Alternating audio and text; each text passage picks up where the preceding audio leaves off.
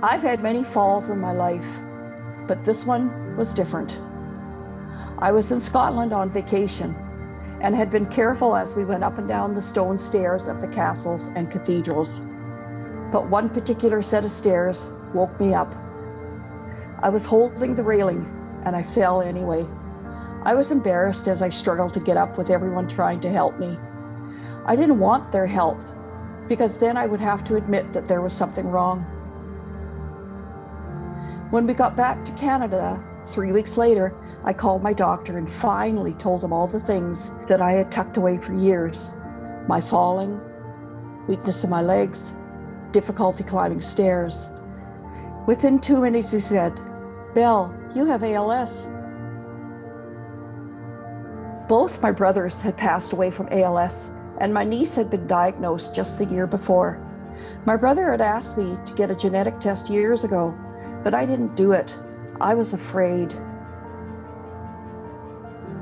Over the next 7 months, I went through the whole gambit of tests. I knew I had ALS, and I wanted the diagnosis so that I could move forward. Eventually, the genetic test cemented it. I tested positive for the SOD1 gene. After 17 years of denial, I needed clarity, and the day of my diagnosis, March the 9th of 2018, I had a profound sense of relief. At that moment, the clock started ticking, but I was ready to play an active role in how things would be. In the early 2000s, when my brothers died, there were no clinical trials and no knowledge of ALS in society.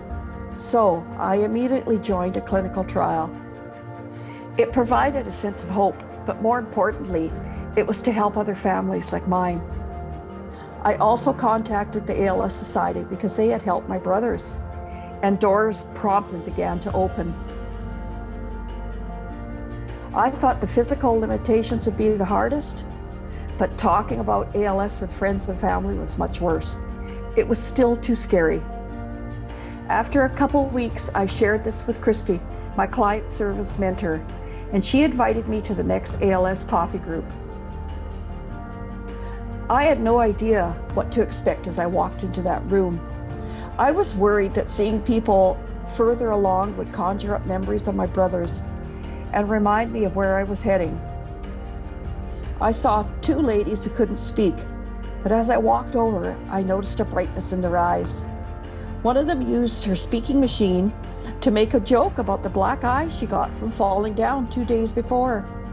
My initial reaction was sadness, but as I watched them silently laughing, I began to feel that I belonged, and in less than 5 minutes, it felt comfortable and normal.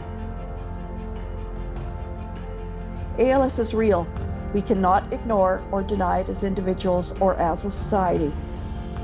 We need to make each day the best possible day for people living with ALS, until one day there is a cure.